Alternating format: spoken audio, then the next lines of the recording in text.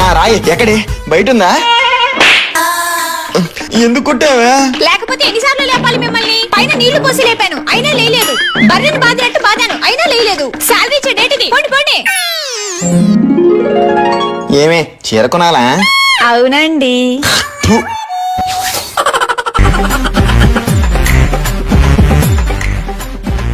1500 పడ్డాయి బ్యాంకులో. ఏడ సరిపోద్ది జీతమా?